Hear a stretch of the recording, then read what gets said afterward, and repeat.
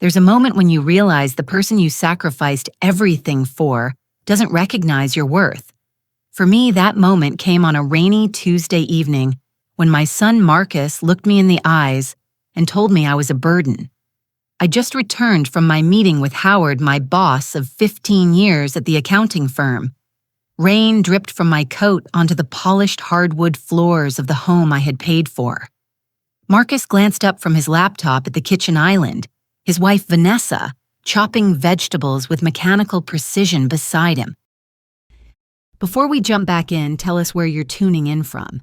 And if this story touches you, make sure you're subscribed, because tomorrow I've saved something extra special for you. You're home early, he said, not bothering to hide the suspicion in his voice. I hung my coat carefully on the rack, buying myself a few extra seconds before I had to say the words aloud. Howard called me into his office today. The firm is downsizing. After the merger, I forced a smile. After 15 years, I've been let go. The knife in Vanessa's hand paused mid-chop. Marcus's expression shifted from surprise to something darker, something that made my stomach twist. Let go, he repeated, closing his laptop with a sharp snap. What does that mean exactly? I moved toward the kitchen counter, my legs feeling suddenly unsteady. It means I no longer have a job at Preston and Howard. They're giving me a severance package, of course. But how much? Vanessa interrupted, placing the knife down with deliberate care. 3-month salary, I replied, noting how her shoulders tensed. It's standard, really, and I've already started looking at other opportunities. At 55, I'm hardly ready for retirement. Marcus stood up and began pacing, running his fingers through his dark hair the same way his father used to when agitated. 3 months, that's it. After 15 years, they're just tossing you aside with 3 months' pay. For a moment, I thought he was angry on my behalf, concerned about how I'd been treated. That warm thought lasted exactly 2 seconds preparing, and narrating this story took us a lot of time. So if you are enjoying it, subscribe to our channel. It means a lot to us. Now back to the story. What about the mortgage payment?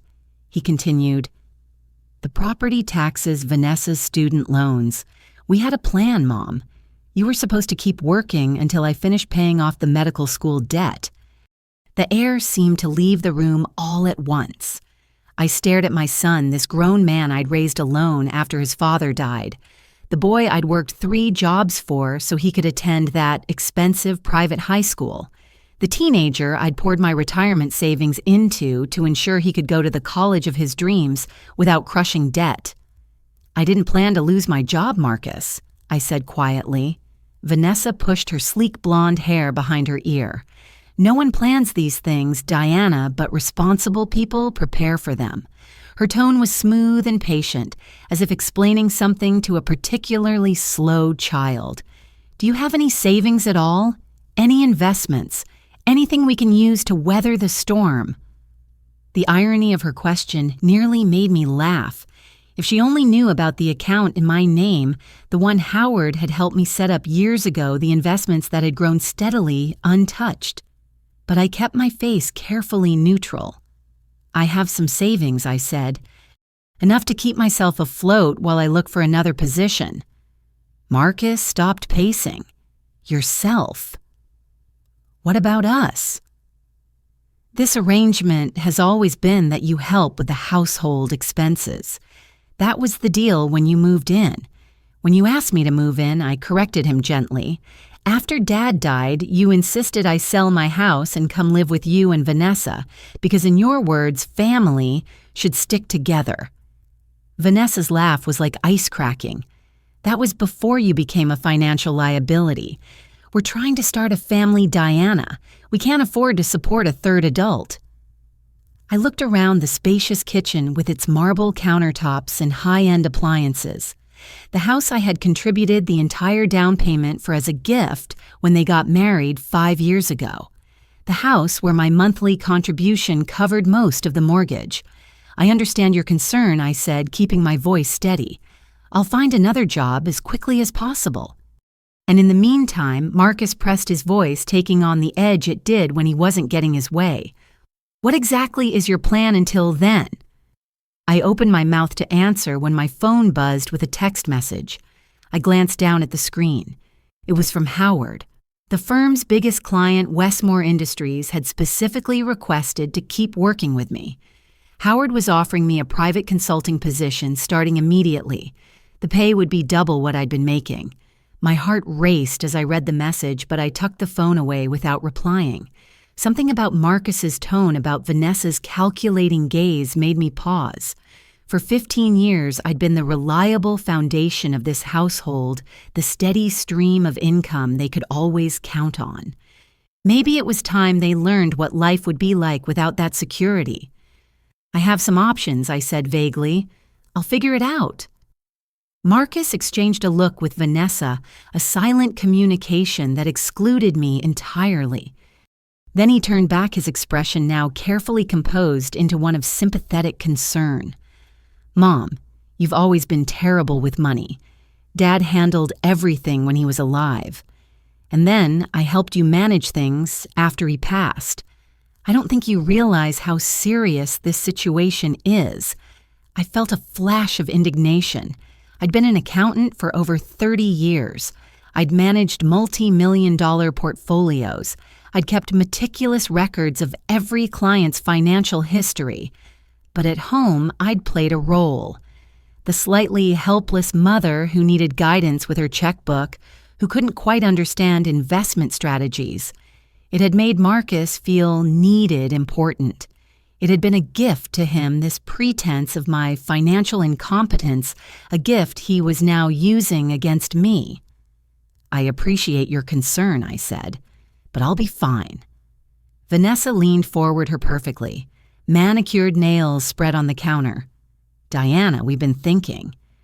My mother mentioned that Golden Sunset Assisted Living has openings for resident aides. The pay isn't great, but they provide room and board. It could be perfect for you while you get back on your feet." I stared at her.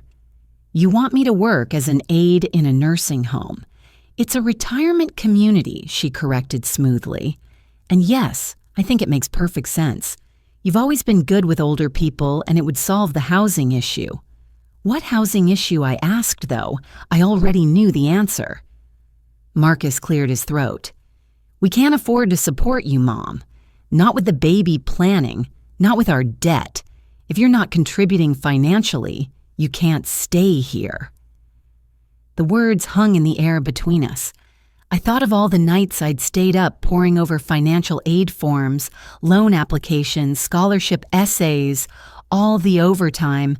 I'd worked the vacations, I'd skipped the retirement contributions, I'd reduced all to ensure Marcus could follow his dreams.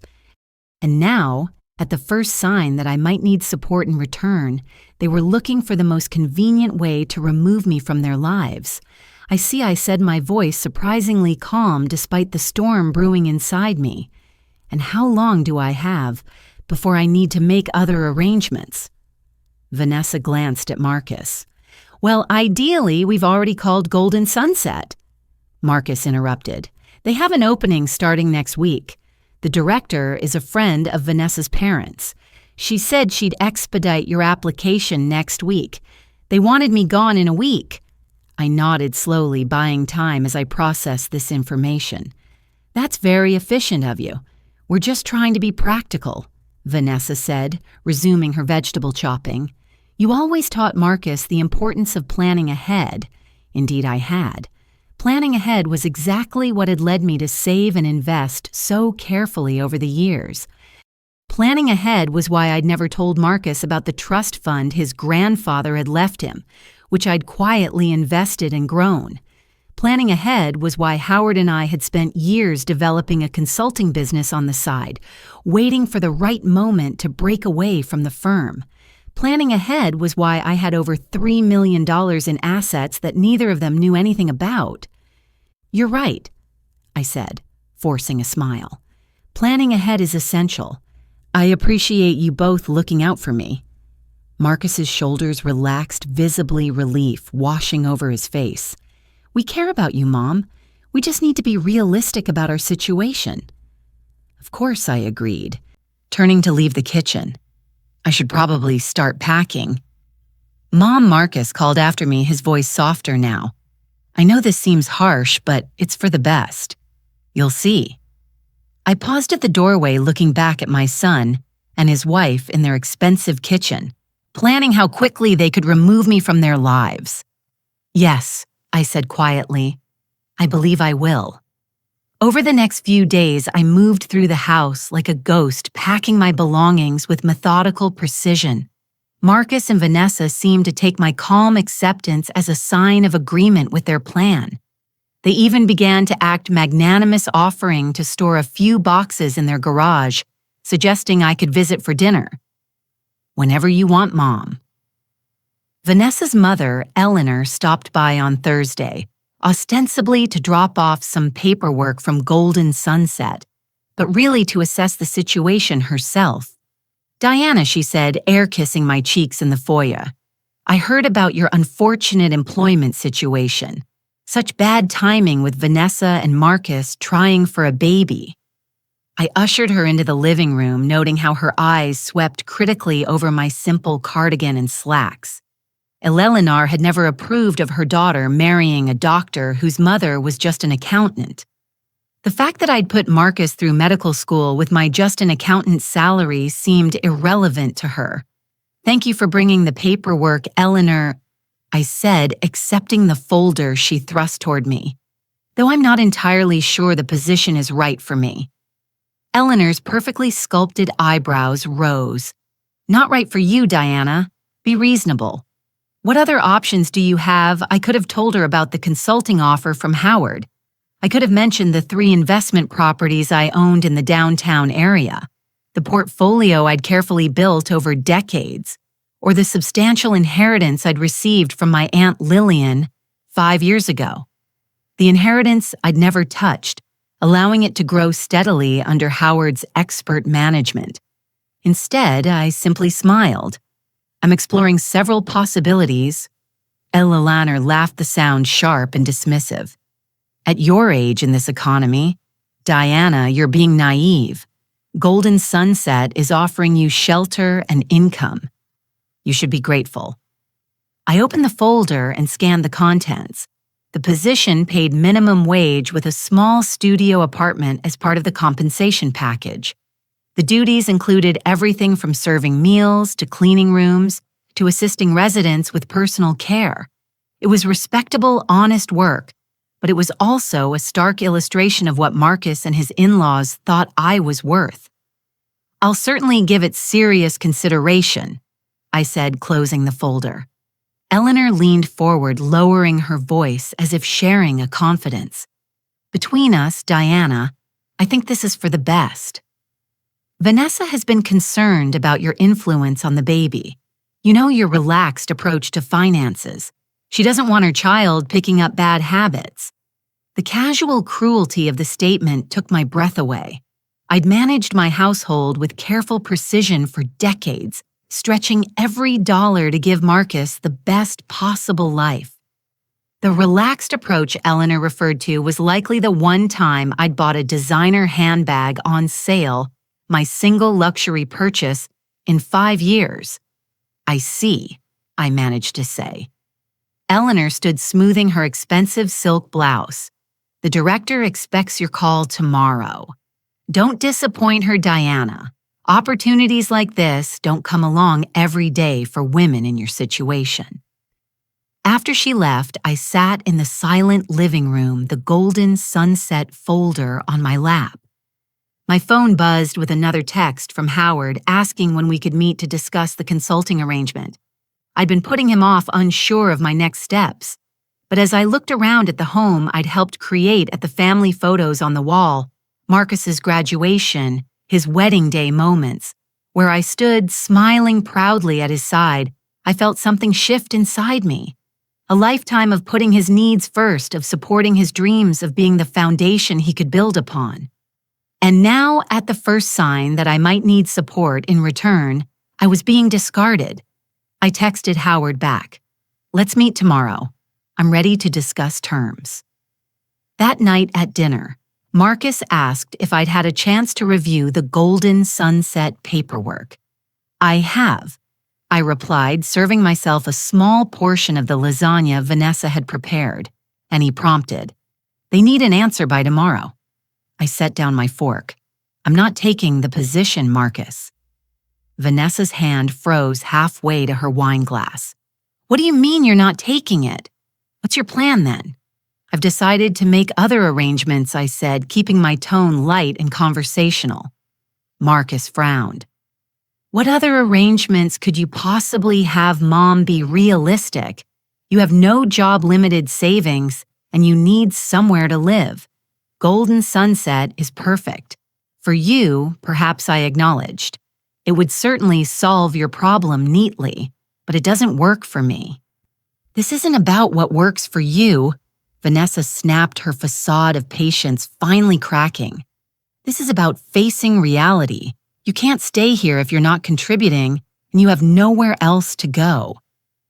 I took a sip of water, studying my daughter-in-law's flushed face. "That's not entirely accurate." Marcus made a sound of frustration. "Mom, stop being difficult. We're trying to help you." "Are you?" I asked quietly. "Of course we are," he exclaimed. "We found you a job with housing included. What more could you want?" I set down my glass and looked directly at my son. Respect would be a good start. The word hung in the air between us. Marcus blinked, taken aback. "I've respected you my entire life," he protested. "But you're not being reasonable right now." "Reasonable," I repeated. "Is it reasonable to expect me to scrub floors and empty bedpans at minimum wage because I lost my job after 30 years of steady employment? Is it reasonable to plan my removal from this house before I've even had time to process being laid off? Tell me, Marcus, if I were your father instead of your mother, would this be your solution?" Vanessa interjected, her voice tight. "This isn't about gender. It's about responsibility. You have no retirement savings, no plan, nothing to fall back on. That's on you, Diana, not us." I almost laughed at the irony.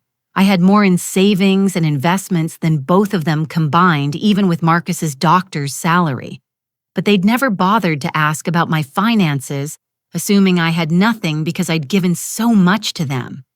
"You're right about one thing," I said finally. "I do need to take responsibility for myself. That's why I've decided to move out at the end of the week." Marcus looked relieved. "So you will take the Golden Sunset position?" "No," I said firmly. "I'll be making my own arrangements." "Like what?" Vanessa demanded. "Where will you go? What will you do for money?" I stood gathering my plate and utensils. "I appreciate your concern, but you've made it clear that my financial situation is no longer your problem, so I won't burden you with the details." As I walked to the kitchen, I heard Vanessa whisper furiously to Marcus, "See what I mean? This is exactly why she can't be around our child. She's completely irresponsible." Instead of returning to the B table, I went upstairs to my room and closed the door. Sitting on the edge of my bed, I opened my laptop and logged into my banking portal. The numbers on the screen confirmed what I already knew. I had more than enough resources to rebuild my life however I chose to do so. For decades, I'd been the safety net for others. I'd caught Marcus every time he fell cushioned, every blow smoothed every path, and in doing so, I'd raised a son who believed that support should only flow in one direction toward him. It was time to change that narrative. I opened a new browser tab and began searching for apartments in the upscale Riverside district, the same neighborhood where Eleanor and her husband lived in their sprawling colonial. A smile curved my lips as I scrolled through the listings. Perhaps it was time to introduce my family to the woman I truly was not, the convenient fiction they'd created. The woman with the financial acumen to turn a modest inheritance into a small fortune. The woman who'd been offered a prestigious consulting position the same day she'd been let go. The woman who, for the first time in decades, was going to put herself first.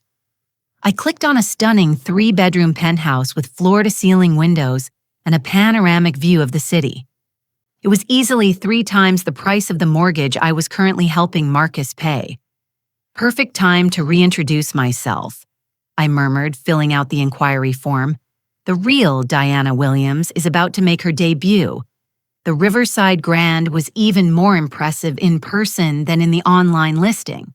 Sunlight streamed through the floor-to-ceiling windows of the penthouse, illuminating hardwood floors and quartz countertops.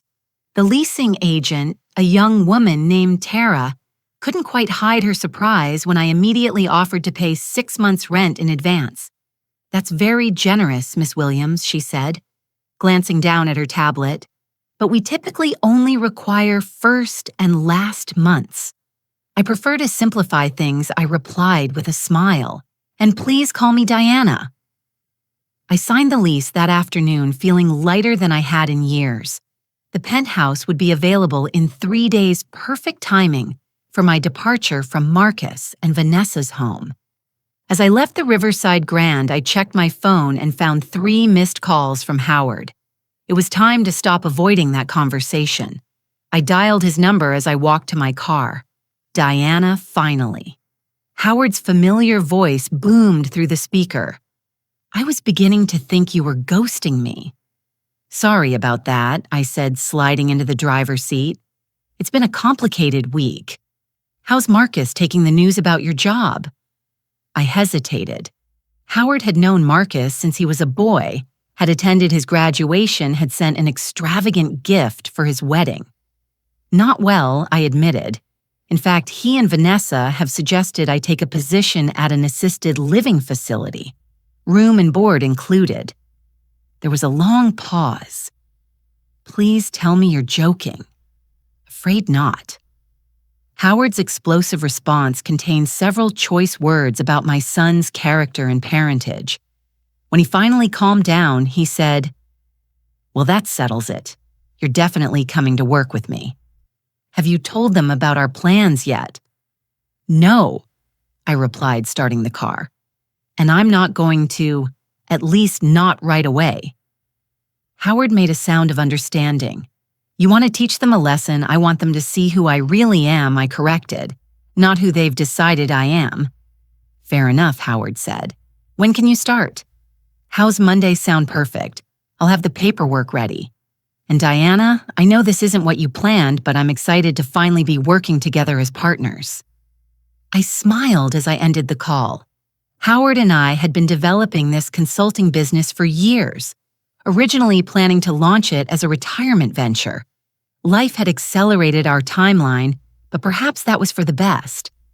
When I returned to Marcus's house, it was quiet. A note on the kitchen counter informed me they'd gone to dinner with Vanessa's parents. I was almost relieved not to face them immediately. I needed time to finalize my plans. Upstairs in my room, I opened my closet and surveyed its contents. For years, I dressed modestly, buying mid-range clothing that was professional but unremarkable. It was part of the image I'd cultivated: the practical mother, the reliable accountant, the woman who put others' needs before her own. Tomorrow, I would go shopping. The new Diana Williams would need a wardrobe befitting her position and income. Spent the evening sorting through my belongings, separating what I would take to my new life from what I would leave behind. It was a surprisingly emotional process. Each item carried memories, connections to the past I was now choosing to redefine. My phone buzzed with a text from Marcus. "Mom, we've decided to extend your deadline. You can stay until the end of the month if you need more time to accept the golden sunset position." The magnanimity of their extension would have been laughable if it weren't so infuriating. They still assumed I had no options, no resources, no agency in my own life. I didn't respond. In the morning, I was drinking coffee when Marcus and Vanessa came downstairs. Vanessa's eyes immediately went to the stacks of boxes in the corner of the living room. "You're packing already?" she asked, unable to hide her surprise.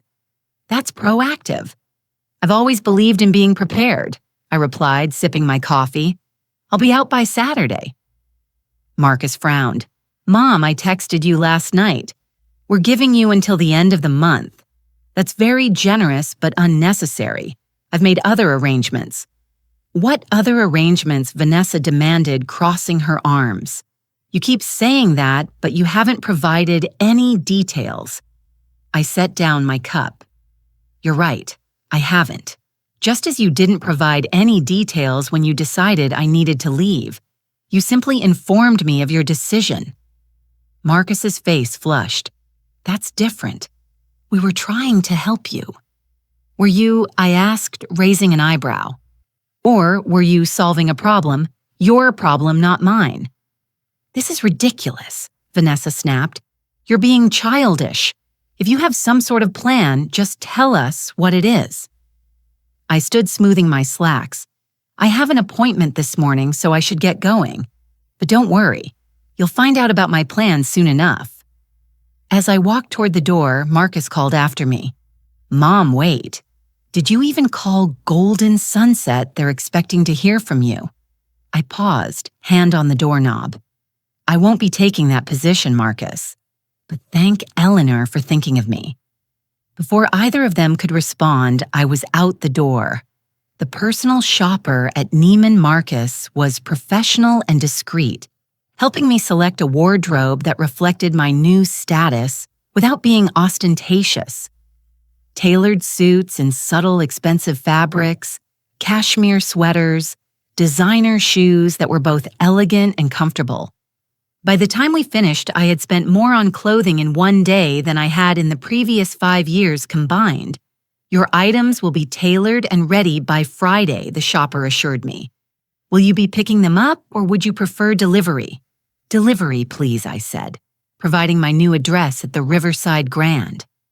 Saturday morning would be perfect. Next, I visited the furniture showroom Howard had recommended. The interior designer listened attentively as I described my vision for the penthouse. Modern but warm, sophisticated but comfortable. We selected key pieces that would be delivered and arranged before my move-in date. By late afternoon, I was now exhausted but exhilarated. For the first time in decades, I was making choices based solely on my own preferences, not compromising to accommodate someone else's needs or expectations. My final stop was the bank where I arranged for a cashier's check to cover the 6 months' rent. The bank manager who had handled my accounts for years couldn't quite hide his surprise at the size of the withdrawal. "This is quite a sum, Miss Williams," he commented. "May I ask what it's for?"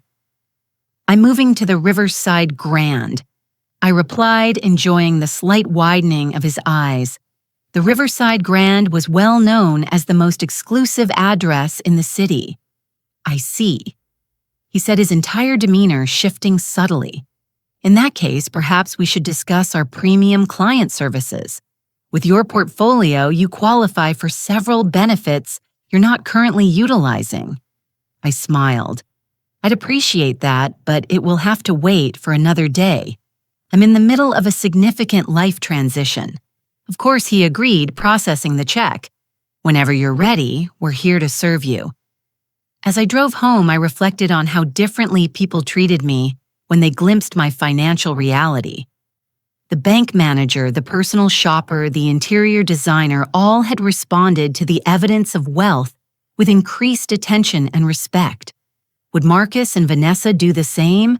Or would they be angry that I had resources I'd never disclosed? In truth, I wasn't sure which reaction I hoped for. When I arrived at the house, Eleanor's silver Mercedes was parked in the driveway. Perfect. The gang was all here. I entered to find Marcus, Vanessa, and her parents seated in the living room, all wearing expressions of grave concern. A staged intervention, apparently. Diana Eleanor said, her voice dripping with forced sympathy. "We've been waiting for you. Marcus tells us you're being difficult about the Golden Sunset opportunity." I set down my purse, taking in the tableau before me. "Good afternoon, Eleanor, Richard." I wasn't expecting a family meeting. Richard, Vanessa's father, cleared his throat importantly. "Diana, we're concerned about your refusal to face reality." The golden sunset position is a perfect solution to your current predicament. My predicament? I repeated, sitting down calmly in the armchair opposite them. And what exactly do you think that is? Mom, Marcus interjected, his tone conciliatory. You've lost your job. You have limited savings. You need both income and housing. Golden sunset solves both problems. I nodded thoughtfully. So my predicament, as you see it, is financial insecurity, and your solution is for me to accept a minimum wage position cleaning rooms at a retirement home. It's not just cleaning, Vanessa protested. You'd be helping people and you'd have your own apartment. A studio apartment, I corrected, with a hot plate instead of a kitchen. I looked up the staff accommodations online. Eleanor made an impatient gesture. The point is, it's secure, it's stable, it's appropriate for someone in your position. My position, I echoed, feeling a surge of anger that I carefully controlled. And what position is that exactly? There was an uncomfortable silence. Finally, Richard spoke, his tone patronizing. Diana, let's be frank. You're a woman in your mid-50s with no specialized skills, limited education, and no substantial savings. Your employment prospects are frankly bleak. Golden Sunset represents security in a situation where you have few options. I let his words hang in the air for a moment, studying each of their faces. They all wore variations of the same expression, a mixture of condescension, impatience, and what they probably thought was concern. I appreciate your candid assessment, I said finally, though I feel compelled to correct a few misconceptions. I turned to Marcus. First, I'm not being difficult about Golden Sunset. I'm declining a position that doesn't align with my career goals or financial needs. Career goals, Vanessa scoffed. Diana, be realistic. I ignored her, continuing steadily. Second, I don't have limited savings. I have substantial financial resources, including investment properties and a diversified portfolio. Marcus blinked, confusion crossing his face. What are you talking about? You've never mentioned any of this before. You never asked, I replied simply. You assumed, and I allowed that assumption to stand. That was my mistake. Eleanor rolled her eyes dramatically. Please, Diana, if you had money, you wouldn't have been living with Marcus and Vanessa, dependent on them for housing. I wasn't dependent on them. I said, my voice hardening slightly. I paid more than my share of household expenses, and I lived here because Marcus asked me to move in after his father died. He didn't want me to be alone, or at least that's what he said at the time. Marcus shifted uncomfortably. Mom, where is this coming from? Why are you suddenly claiming to have all these resources that you've never mentioned before? I sighed, feeling suddenly tired of the charade. I'm not claiming anything, Marcus. I'm simply correcting your misperceptions as for why I never mentioned it. For years, I've been playing a role that you all seemed comfortable with. The dependent mother, the financial novice. It made you feel needed, important. It simplified our relationship. Richard leaned forward, his expression skeptical. So you expect us to believe that you, what secretly amassed a fortune while working as an accountant and never told anyone? Not a fortune, I said mildly, but enough. And yes, that's exactly what happened. I invested carefully, lived below my means, and built financial security for myself. Prove it, Vanessa challenged. If you're so financially stable, prove it. I studied my daughter-in-law's flushed face. Why should I have to prove anything to you, Vanessa? You've made it abundantly clear that my financial situation is no longer your concern. Because you're lying, she insisted. You're making this all up because you're too proud to accept help. The help you're offering is a minimum wage job cleaning toilets, I pointed out. That's not help. It's a convenient solution to a problem me that you no longer want to deal with. Eleanor stood up, her patience clearly exhausted. This is absurd. If you had money, you would have mentioned it before now. You wouldn't have let Marcus pay for everything. Marcus hasn't been paying for everything, I corrected. I've contributed significantly to this household. And as for why I didn't mention my resources, perhaps I wanted to see who would stand by me when they thought I had nothing to offer. Now I know. A heavy silence fell over the room. Marcus stared at me, his expression a mixture of confusion and dawning realization. "Where will you go?" he asked finally. "I've leased a penthouse at the Riverside Grand," I replied. "I move in on Saturday." Eleanor barked out a laugh. "The Riverside Grand. Do you have any idea what those units cost?" "You're being ridiculous, Diana." I reached into my purse and removed the lease agreement along with the cashier's check. I placed them on D, the coffee table.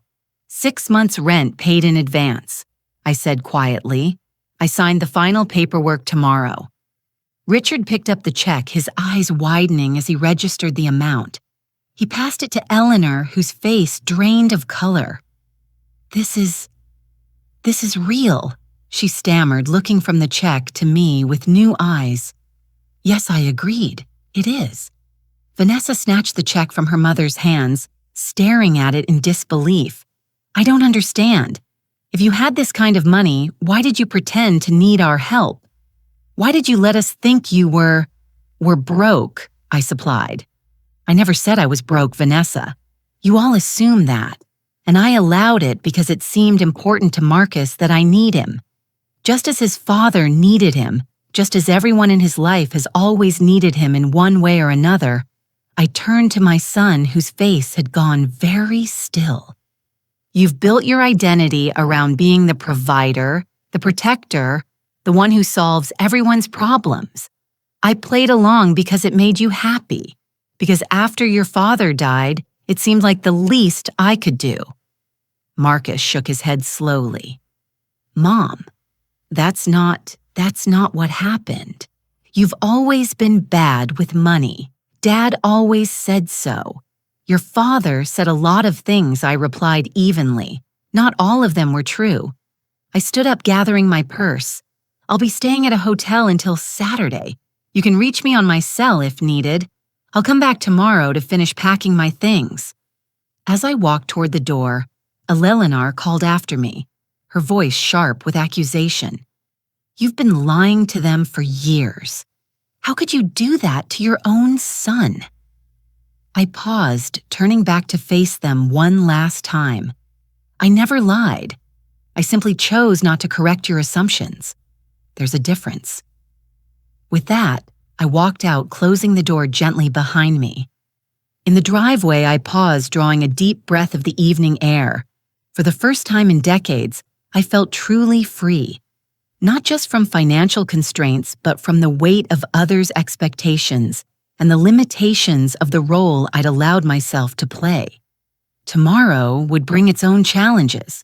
Marcus and his family would have questions, demands for explanation, perhaps even anger at what they would perceive as deception.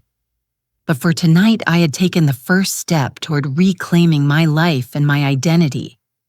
As I drove away from the house that had never truly felt like mine, I smiled at the thought of the new home waiting for me, a space that would reflect who I really was, not who others expected me to be.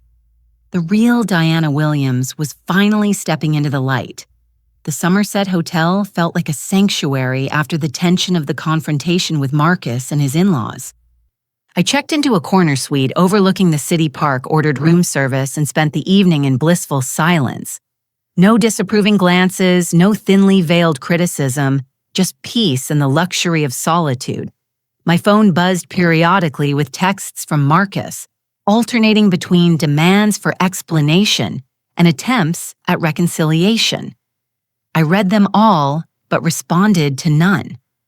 There would be time for conversations later, when the shock had worn off and we could speak as equals rather than as provider and dependent. In the morning, I met Howard for breakfast in the hotel restaurant to finalize our consulting arrangement.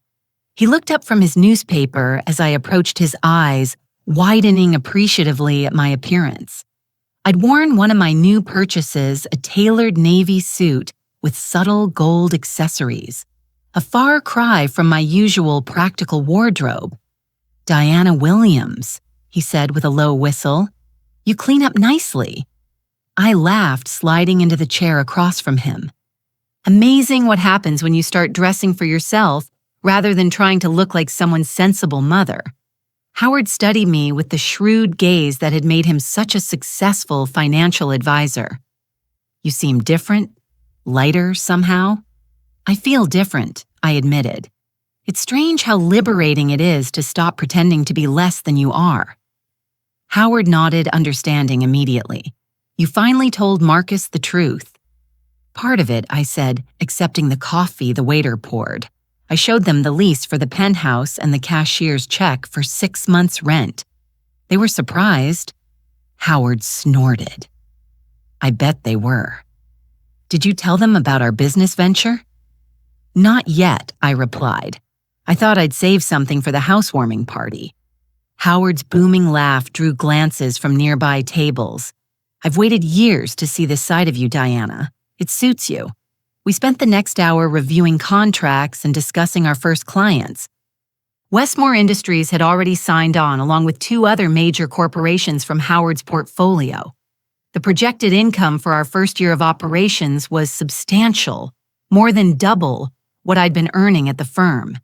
"This feels right," I said, signing the final document that made our partnership official. Though I have to admit, I never expected to be launching a new business at 55. Howard raised his coffee cup in a mock toast to new beginnings at any age. After breakfast, I returned to Marcus's house to finish packing my belongings. I'd timed my visit, carefully arriving when I knew both Marcus and Vanessa would be at work. To my surprise, I found Marcus sitting at the kitchen table, staring into a cup of coffee. He looked up when I entered, his expression unreadable. "You're supposed to be at the hospital," I said, setting down my purse. "I called in," he replied. "We need to talk." I nodded, taking the seat across from him. "Yes, I suppose we do." Marcus studied me for a long moment, taking in my new clothes, my carefully styled hair, the subtle makeup I'd applied that morning. "You look different," he said finally. "I am different," I replied. "Or rather, I'm allowing myself to be who I've always been instead of who you needed me to be." He flinched slightly at that. "Mom, I don't understand. All these years, you let me think you were struggling financially. You let me worry about your future, your retirement. Why would you do that?" I considered my response carefully. "After your father died, you were so determined to take care of me. It seemed to give you purpose, a sense of control, during a time when everything felt chaotic. At first, I just didn't correct your assumptions because it seemed to comfort you. And then it became a pattern, a dynamic between us that I didn't know how to change." "So you lied to me," he said flatly. "I allowed you to believe what you wanted to believe," I corrected. "There's a difference." Marcus ran a hand through his hair, a gesture so reminiscent of his father that it made my heart ache. "Do you have any idea how this makes me look? I told my in-laws you were financially dependent on us. I let them believe I was supporting you. Of course, that would be his primary concern. How this reflected on him, not how he had treated me." "I'm sorry if this is embarrassing for you," I said, keeping my voice even. "That wasn't my intention." "Then what was your intention?" he demanded. "What exactly were you trying to accomplish by keeping all this from me and then springing it on everyone, like some kind of gotcha moment?" I sighed, feeling suddenly tired. "I didn't plan this, Marcus. I planned to continue our arrangement indefinitely. It was working for both of us. But then I lost my job. And instead of showing concern for me, for the mother who raised you single-handedly after your father died, who put you through medical school, who has supported you in every way possible, your first thought was how quickly you could get rid of me. Marcus had the grace to look ashamed. That's not fair. We were trying to help you. Were you? I asked quietly. By suggesting I take a minimum wage job cleaning toilets at a retirement home. By calling ahead to secure the position before even discussing it with me. By giving me a week to pack up my life and leave the home I've been contributing to financially for years. Was that really help, Marcus? Or was it a convenient solution to a problem you didn't want to deal with? He was silent, staring down at his hands. The truth is, I continued. I didn't reveal my financial situation before, because it never seemed necessary. Our arrangement was working. I was happy to contribute to your household to help you build your life with Vanessa. But the moment you decided I was a burden rather than an asset, everything changed. Marcus looked up, his expression pained. Mom, we never said you were a burden. You didn't have to say it, I replied. Your actions made it perfectly clear. A heavy silence fell between us. Outside, a lawnmower droned in the distance, a mundane sound that seemed oddly discordant with the emotional weight of our conversation. So what happens now? Marcus asked, finally. You move into your fancy penthouse and we just pretend none of this happened? I shook my head. I don't know, Marcus. That depends on you as much as me. I'm not cutting you out of my life. I'm just changing the terms of our relationship. I won't be the dependent mother anymore, the one who needs your guidance and protection. I'll be an independent woman with my own life, my own resources, my own priorities. And if I can't accept that the question hung in the air between us both challenge and lament, then I'll be sorry, I said softly, but I won't go back to pretending to be less than I am to make you feel more secure in your role. Marcus nodded slowly, absorbing this. I need some time to process all this. Of course, I agreed, standing up. I'll finish packing and be out of your way. As I turned to leave, Marcus spoke again, his voice smaller than I'd heard it in years. For what it's worth, I am sorry about how we handled things. It wasn't our finest moment. It wasn't much, but it was something. A crack in the armor of self-righteousness, a glimmer of the compassionate boy I'd raised. Thank you for saying that, I said, and went upstairs to finish packing. By Friday afternoon, everything was arranged. My belongings had been moved to the Riverside Grand. My new furniture was being delivered and set up, and I had officially extricated myself from Marcus's home. It had been a whirlwind few days, exhausting, but exhilarating. I spent my last night at the Somerset Hotel planning to move into the penthouse the following morning. I was just stepping out of the shower when my phone rang, Vanessa's name flashing on the screen. I hesitated before answering. Hello, Vanessa. Diana, her voice was tense, controlled. I think we need to talk. I wrapped my robe more tightly around me. I agree, but perhaps this would be better in person once I'm settled in my new place. This can't wait, she said firmly. I need to understand what's happening. 1 minute you're the helpless mother-in-law we need to find a place for, and the next you're leasing a penthouse that costs more per month than our mortgage. It doesn't make sense. I sat down on the edge of the bed. What exactly is your question, Vanessa? There was a pause, and when she spoke again, her voice was harder. Were you playing us all these years, pretending to need our help while secretly sitting on a pile of money? Was it some kind of test? It wasn't a test, I said carefully. I never pretended to need your help. You and Marcus assumed I did, and I allowed that assumption to stand because it seemed important to him to feel like he was taking care of me.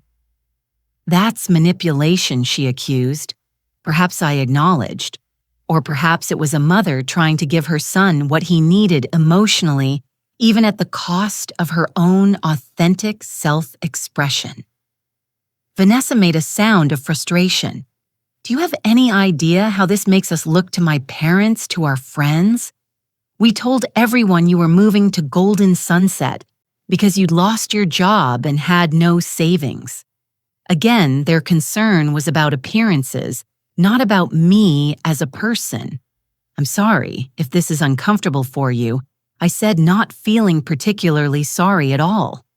But I didn't create this situation. You and Marcus did when you decided that my value to your household was purely financial. That's not fair, Vanessa protested. We were concerned about you. We were trying to help. By finding me the cheapest possible living arrangement and job combination so you wouldn't have to feel guilty about kicking me out, I asked. That's not concern, Vanessa. That's convenience disguised as caring. She was silent for a moment. When she spoke again, her voice was colder. Marcus says you have some kind of business arrangement with Howard. Is that true? Yes, I confirmed. We're launching a consulting firm. Our first clients are already signed. Another pause. So you're not just financially secure, you're actually wealthy. I chose my words carefully. I have sufficient resources to live comfortably and pursue the career I want. Yes. And did Marcus know about any of this? Did you ever tell him the truth? No, I admitted. I didn't. Why not? She demanded. He's your son. He deserved to know. I closed my eyes, feeling the weight of years of chosen silence, because Marcus needed to believe he was taking care of me. It was fundamental to how he saw himself after his father died. I couldn't take that away from him. Vanessa began, then stopped abruptly. When she continued, her voice was quieter. It's actually quite sad, Diana, for both of you. The unexpected insight caught me off guard. Yes, I agreed softly. I suppose it is. There was a long silence on the line. I don't know where we go from here, Vanessa said finally. He's struggling with all this. He feels betrayed, embarrassed. And my parents are furious. They think you deliberately made fools of us all. I understand, I said, and I'm willing to give everyone time to process this, but I won't apologize for finally choosing to live authentically, even if the timing was forced by circumstances. We're supposed to be a family, Vanessa said, an edge of accusation in her voice. Yes, I agreed. And families support each other through difficult times. They don't look for the most convenient way to discard members who are temporarily vulnerable. The truth of my words hung heavily between us. I should go, Vanessa said finally. I needed to understand. And do you understand? She sighed a sound both frustrated and resigned. I'm not sure. Maybe a little. After we hung up, I sat for a long time staring out the hotel window at the city lights. The conversation with Vanessa had been surprisingly thoughtful, certainly more nuanced than I'd expected. Perhaps there was hope for a genuine relationship between us after all, not the forced proximity of living together, but something built on mutual respect and understanding. The next morning, as I prepared to check out of the hotel, the desk clerk handed me an envelope. This was delivered for you early this morning, Miss Williams. Inside was a card, expensive stationery with a handwritten note. Diana, I hope you'll accept this housewarming gift for your new home. No strings attached, no expectations, just a small token from someone who is trying to understand. Vanessa beneath. The card was a gift certificate for a local art gallery, one I'd mentioned admiring during a family dinner months ago. It was a surprisingly thoughtful gesture, an olive branch I hadn't expected. As I drove to the Riverside Grand, I felt a complex mixture of emotions, pride in my new beginning, sadness for the years of pretense, hope for a more authentic relationship with my son and daughter-in-law. The road ahead was uncertain, but for the first time in decades, it was truly mine to navigate. The concierge greeted me warmly as I entered the lobby. Ms. Williams, welcome home. Your furniture has been delivered and arranged according to your specifications. The designer left this for you. He handed me a folder containing photos of my completed apartment. "Thank you," I said, accepting it with a smile. "I can't wait to see it." Also, he added, "Mr. Westmore called. He mentioned something about finalizing contracts on Monday. He asked if you could call him back at your convenience." I nodded, feeling a surge of satisfaction. "I'll do that right away." As the elevator carried me upward to my new home, I reflected on the whirlwind of the past week.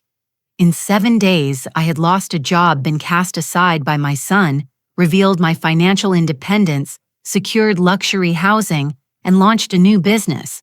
It wasn't how I'd planned to begin this chapter of my life, but perhaps it was exactly how it needed to happen, like ripping off a bandage in one swift, painful motion. The elevator doors opened directly into my penthouse foyer, revealing a space filled with natural light, elegant furnishings, and breathtaking views of the city. It was everything I'd envisioned, and more. Not just an apartment, but a statement of who I truly was. I wandered through the rooms, trailing my fingers along smooth countertops and plush fabrics, admiring how perfectly the designer had captured my vision. In the master bedroom, floor-to-ceiling windows framed the city skyline, a vista I'd be waking up to every morning. On the bedside table sat a small silver frame containing a photo I didn't recognize. I picked it up, curious. It was an old picture of me holding Marcus as a baby, both of us laughing at something off-camera. I'd forgotten this moment existed, this perfect capture of maternal joy. Where had it come from? A small note was tucked into the corner of the frame. I found this while cleaning out some old boxes. Thought you might want it for your new place. I sank onto the edge of the bed, the photo cradled in my hands. It was a small gesture, but significant, an acknowledgement of our shared history, a tentative reaching out. Perhaps this was how healing would begin. Not with grand gestures or dramatic reconciliations, but with small acts of remembrance, tiny bridges built across the chasm of hurt and misunderstanding. I placed the photo carefully back on the nightstand and walked to the window, gazing out at the city stretching before me. Somewhere out there was my son wrestling with his new understanding of who his mother truly was. Somewhere was Vanessa, perhaps seeing me as a person in my own right for the first time, and somewhere were Howard and our clients, the beginning of a professional legacy I could be proud of. The road ahead would have its challenges. Relationships would need to be rebuilt on new foundations of truth and mutual respect. Old patterns would try to reassert themselves. There would be awkward family dinners and tense conversations.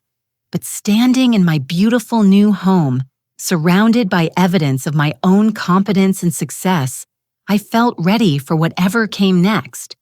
The pretense was over. The mask was off.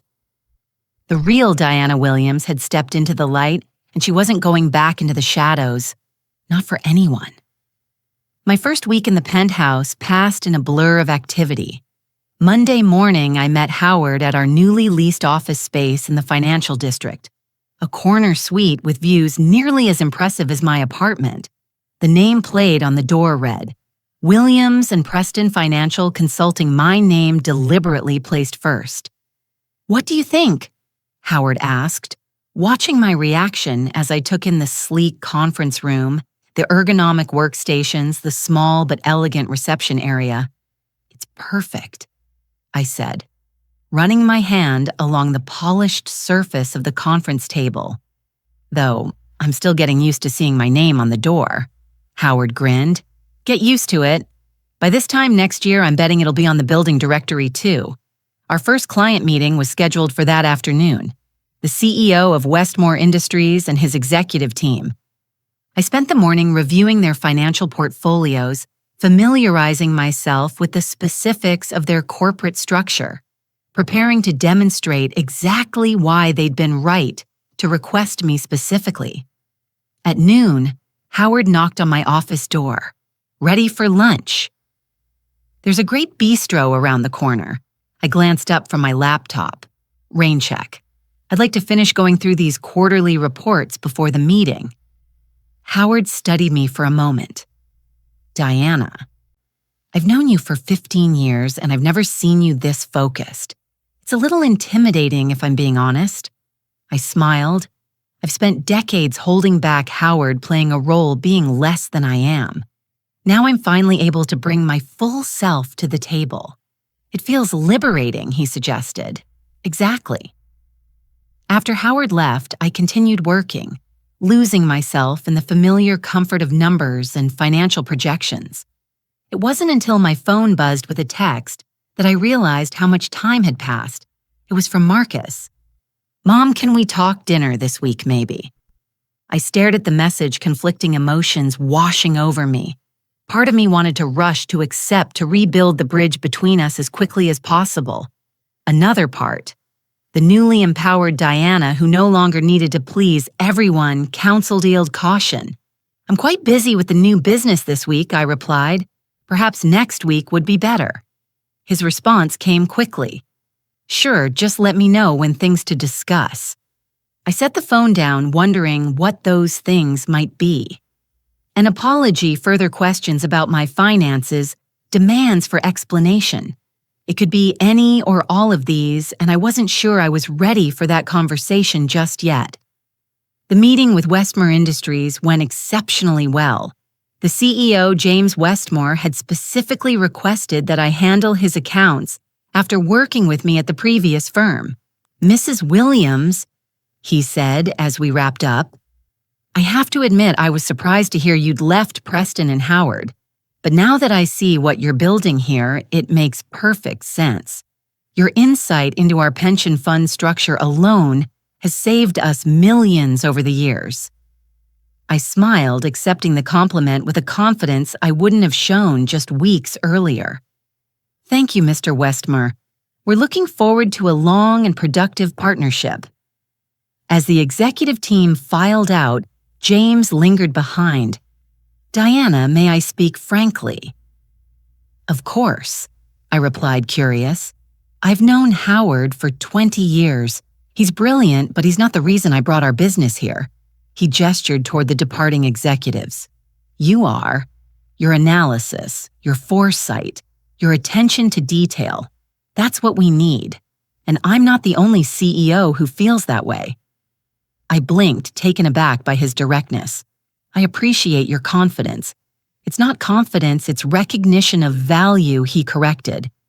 "And speaking of recognition, the annual Financial Excellence Awards dinner is next month. I've nominated your work on our pension restructuring." The committee was quite impressed. I stared at him. "The Excellence Awards. But those are typically given to firm partners, executives, people exactly like you." James interrupted with a smile. "Partner in a successful consulting firm, innovative financial strategist woman, breaking new ground in a predominantly male field. The invitation should arrive this week." After he left, I sat in the conference room alone, processing his words. The Financial Excellence Awards were prestigious, widely covered by business media. Being nominated was itself an honor. Winning would put our fledgling firm on the map instantly. That evening, as I arrived home to my penthouse, the concierge handed me a thick cream envelope, the formal invitation to the awards ceremony. I carried it upstairs, oddly reluctant to open it. This nomination represented everything I'd been hiding for years. My expertise, my financial acumen, my professional success. If I attended, if I won, there would be no more hiding. Everyone, including Marcus and his in-laws, would see exactly who I was and what I was capable of. I was still contemplating this when my doorbell rang. I wasn't expecting visitors. Through the peephole, I saw Eleanor standing in the hallway, her expression uncharacteristically uncertain. Bracing myself, I opened the door. "Eleanor, this is unexpected." She took in my appearance. The tailored slacks and silk blouse I hadn't changed out of after work, and something shifted in her gaze. "Diana, may I come in? I won't take much of your time." I hesitated, then stepped aside. Of course, Eleanor entered, her eyes widening as she took in the penthouse's elegant interior, the floor-to-ceiling windows, the designer furniture. "This is quite impressive," she admitted. "Thank you," I said, not offering further comment. "Would you like some tea, or perhaps something stronger?" "Tea would be lovely," she replied, following me to the kitchen. She watched silently as I prepared a pot of Earl Grey, arranging cups and saucers on a small tray. "I owe you an apology," she said abruptly, just as I was about to pour. I set the teapot down carefully. "I'm listening." Eleanor sighed, looking uncomfortable. "I made assumptions about you. We all did. And those assumptions were clearly inaccurate." "Yes," I agreed they were. "Richard and we thought you were taking advantage of Marcus and Vanessa living in their home dependent on their support. We pushed them to address the situation when you lost your job." I poured the tea, watching the amber liquid stream into the delicate cups. I paid more than my share of the household expenses. Eleanor, I was never dependent on them. So I've learned, she said, accepting the cup I offered. Vanessa showed me the household accounts. "Your monthly contribution was substantial, more than the mortgage payment." I nodded, waiting for her to continue. "What I don't understand," she said, setting her cup down, "is why you allowed us to believe otherwise. Why not simply tell us the truth about your finances?" I considered her question. "Would it have changed how you treated me?" Eleanor had the grace to look embarrassed. "Perhaps not initially, but it certainly would have changed our reaction to your job loss." "Would it?" I asked quietly. "Or would you simply have found other reasons to see me as unsuitable? My background, my education, my profession, none of these have ever measured up to your standards for Vanessa's family." Eleanor flinched. "That's not entirely fair, isn't it? You once told Vanessa at her engagement dinner that you'd hoped she would marry into a family with connections." I was sitting 3 seats away. "I didn't think you heard that," she murmured. "I hear a great deal that people don't think I do," I replied. "It's a side effect of being underestimated." Eleanor was silent for a long moment, staring into her teacup. "I've been unkind to you." She finally said, "And I'm sorry for that. Truly, the apology was unexpected, and I found myself momentarily at a loss for words." "May I ask you something?" Eleanor continued, not waiting for my response to her apology. "How did you do it, build all this?" She gestured at the penthouse around us. "On an accountant's salary," I smiled slightly. "Careful investing, living below my means, understanding market trends. It's what I do professionally, Eleanor. And now you have your own firm," she said, "with Howard Preston." Richard mentioned he'd heard about it through his banking connections, Williams and Preston Financial Consulting. I confirmed, "We've only been operational for a week, and we've already signed 3 major clients." Something shifted in Eleanor's expression. A new respect, perhaps, or simply a reevaluation. "Marcus doesn't know how to process all this," she said. "He's always seen himself as your protector ever since his father died. Now he's realizing that you never needed his protection at all." I appreciated his concern, I said carefully. "But no, I didn't need protection.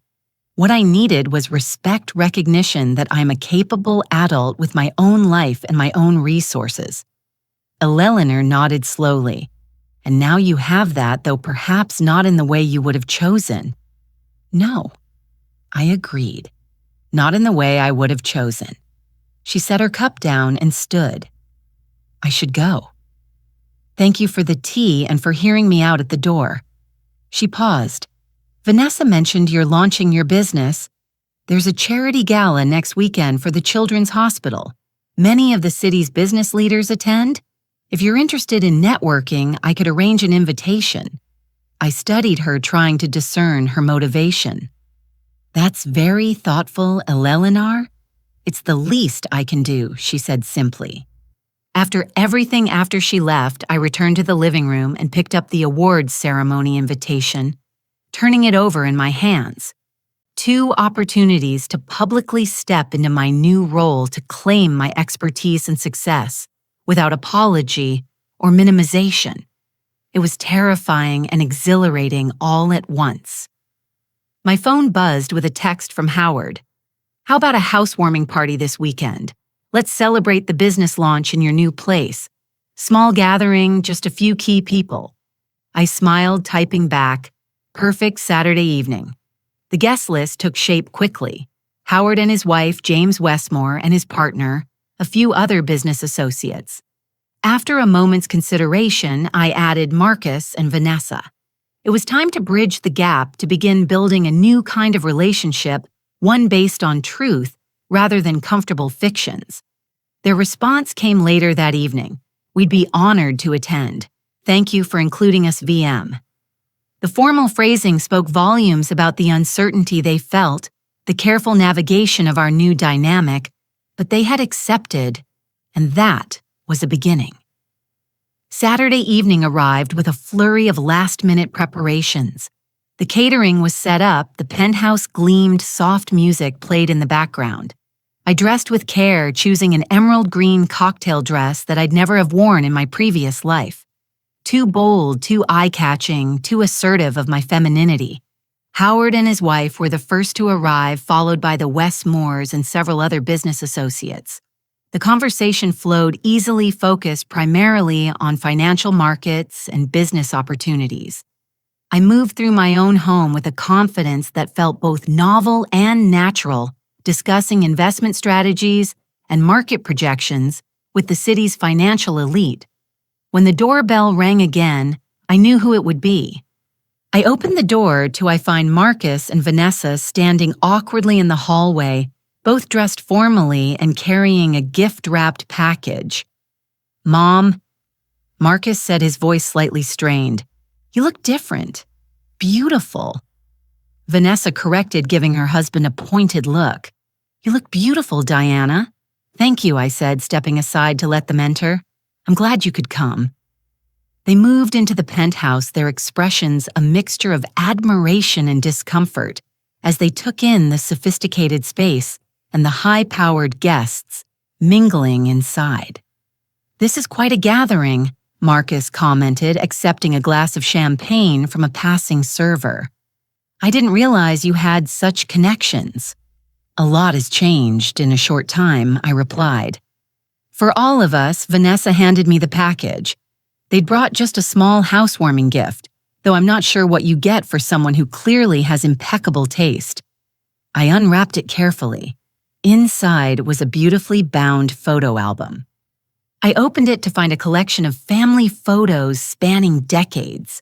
Marcus as a baby, his school years, our family vacations, right up to recent holidays. "We thought you might want these for your new place," Vanessa explained, "to make it feel more like home." I touched the pages gently, unexpectedly moved by the gesture. "Thank you." "This is perfect." Marcus cleared his throat. "Mom, could we talk privately for a moment?" I nodded, leading him to the study off the main living area. Once inside, he seemed at a loss for words, glancing around at the elegant bookshelves, the antique desk, the framed diplomas and certificates on the wall, including my CPA license and master's degree in finance that he'd somehow never noticed in our previous home. "You've created quite a life for yourself," he said finally, "in just a few weeks." "I didn't create it in a few weeks, Marcus," I corrected gently. "I've been building toward this for years. The only difference is that now I'm no longer hiding it." He nodded, absorbing this. "I've been doing a lot of thinking since everything, and I owe you an apology, a significant one." I waited, letting him find his words. "When you lost your job, my first thought wasn't concern for you. It was concern for how it would impact me, my plans, my financial situation. He shook his head. "That's not the man you raised me to be." "No," I agreed softly. "It's not. I want to understand how we got here," he continued. "How I became someone who could treat his own mother that way. And I'm trying to figure out where we go from here." I moved to the window, looking out at the city lights. I don't have easy answers, Marcus. I played a role in creating this dynamic between us. For years, I let you believe I needed your guidance, your protection. It became a comfortable fiction for both of us. But why, he asked, genuine confusion in his voice. Why would you pretend to be less capable than you are? I turned back to face him. Because after your father died, taking care of me seemed to give you purpose. It made you feel strong when everything else in your life felt uncertain. And perhaps I was afraid that if you knew I didn't need taken care of, you wouldn't need me at all. Marcus shook his head emphatically. That's not true. You're my mother. Yes, I agreed. But our relationship has always been defined by what I could give you. Emotional support, financial assistance, practical help, never by who I am as a person in my own right. He was silent for a long moment, processing this. So where does that leave us now with you in this new life, this successful career, this? He gestured around the study. This unfamiliar version of my mother. I smiled gently. Not unfamiliar, Marcus. Just unrecognized. This has always been who I am. You just never saw it before.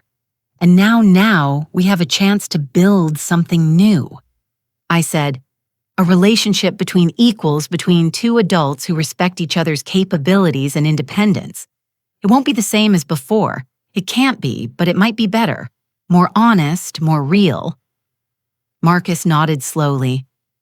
I'd like that, he said, his voice quiet but sincere. I really would. As we rejoined the party, I caught sight of Vanessa deep in conversation with James Westmore's partner, their heads bent together over what appeared to be a discussion of art. Vanessa's secret passion that she rarely indulged because Eleanor considered it impractical. The room was filled with laughter and conversation, business cards being exchanged, connections being made. Howard caught my eye from across the room and raised his glass in a silent toast. I smiled back, feeling a profound sense of rightness. This was my world now. Not hidden away, not minimized, not apologized for. My success, my expertise, my choices all on full display for the first time, including to my son, who was seeing me clearly at last. As the evening wound down and guests began to depart, Marcus and Vanessa lingered, helping to gather empty glasses and straighten the living room despite my protest that the catering staff would handle it. This was enlightening, Vanessa said, adjusting a couch cushion. I've never seen this side of you before, Diana. The way you talked about market projections with Mr. Westmore, you were completely in your element. I agreed. I've always been passionate about financial strategy. It just wasn't something I discussed at family dinners. Well, that should change, she said decisively. I'd like to hear more about your work, your real work, not the sanitized version you thought we wanted to hear. I studied my daughter-in-law with new appreciation. Perhaps there was more depth to her than I'd given her credit for. As they prepared to leave, Marcus hesitated at the door. Mom, about the house. Our house, I mean. I've been thinking about it and I want to make things right. The down payment you provided, the monthly contributions. It wasn't fair that your name isn't on the deed. I shook my head. That's not necessary, Marcus. I didn't help you buy that house expecting anything in return. I know, he said. That's what makes it worse. You've always given without keeping score. I want to be more like that. More like the person you raised me to be. After they left, I wandered through my quiet penthouse, replaying the evening in my mind. It had been a success on multiple levels, professionally, personally, and perhaps most importantly, as a first step toward healing the breach with my son and daughter-in-law. The path ahead would still have its challenges. Old patterns don't disappear overnight. New understandings take time to solidify, but for the first time, I felt genuinely optimistic about the future. Not just my career and financial security, but the possibility of an authentic relationship with my family. I prepared for bed. My phone buzzed with a final text from Marcus. "Thank you for tonight for showing us who you really are. I'm sorry it took lowing you to make me see you clearly. Love you, Mom." I smiled, typing back. "You haven't lost me. We're just finding each other in a new way. Love you too." And for the first time in years, those words felt completely true. Not shadowed by compromise or hidden resentment, but bright with the promise of something better. Something real. Something built on truth at last. Weeks after the housewarming party, Williams and Preston Financial Consulting had expanded to include 2 junior analysts and an executive assistant. Our client list had grown beyond our initial projections, largely due to James Westmore's enthusiastic recommendations within his extensive business network. I was reviewing quarterly projections when my assistant Mia knocked on my office door. "Ms. Williams, the event coordinator for the Financial Excellence Awards, is online too. She needs to confirm some details for your introduction." I nodded, picking up the phone. The awards ceremony was just 10 days away, and the reality of being nominated was still sinking in. The coordinator's voice was brisk and efficient. "Mrs. Williams, we're finalizing the program and need a brief professional bio.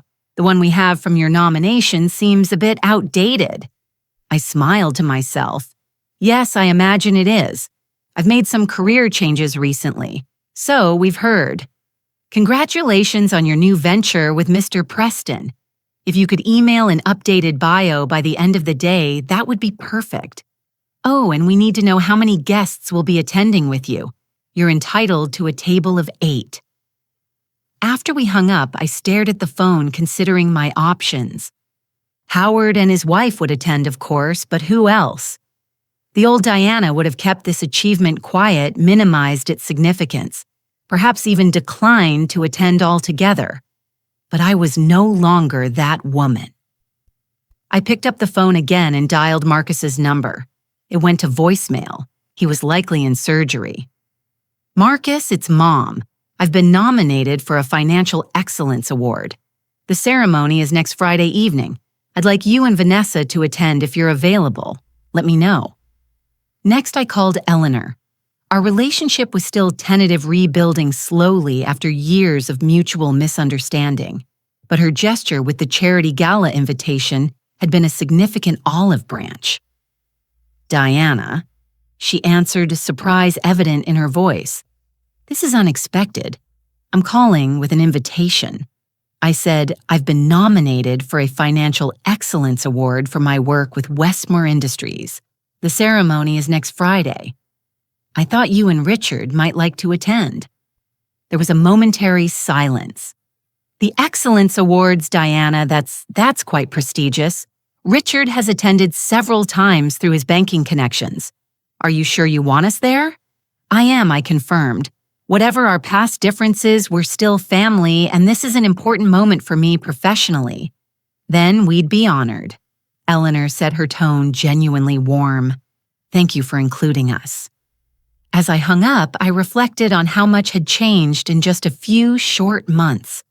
From being dismissed as a financial burden to being recognized for professional excellence, from hiding my capabilities to showcasing them proudly. The transformation wasn't just external. I felt different inside, more authentic, more aligned with my true self. Howard appeared in my doorway, interrupting my thoughts. "The Chandler Group just called. They want to move up our meeting to tomorrow. Something about restructuring their pension fund before the quarter ends." I nodded, making a note on my calendar. "I'll review their portfolio tonight," Howard studied me with a thoughtful expression. "You know, when we planned this business years ago, I always imagined I'd be the front man, the one bringing in clients. But you've really stepped into that role. Does that bother you?" I asked. He shook his head, smiling. "Not at all. It's impressive, Diana. You've blossomed into this confident, assertive professional. It suits you." Later that evening, as I worked in my penthouse home office, my phone rang. It was Marcus. "Mom, I got your message." He said, "Of course we'll be there. I had no idea you were involved in work at that level. There's a lot about my professional life you didn't know." I said, keeping my tone light. "It's not something I talked about much." "Why not?" He asked, genuine curiosity in his voice. I considered the question carefully. I think I separated those parts of myself, the professional and the personal. At work, I was the expert, the advisor.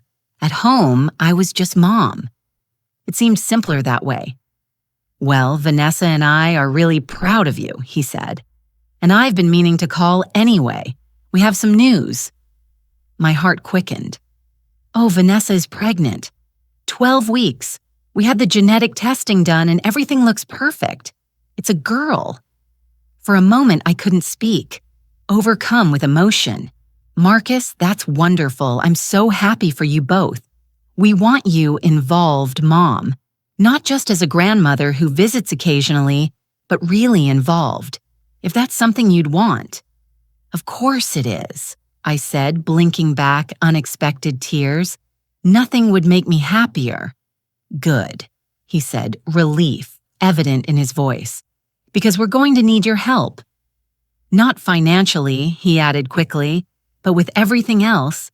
Vanessa and I don't know the first thing about babies." I laughed softly.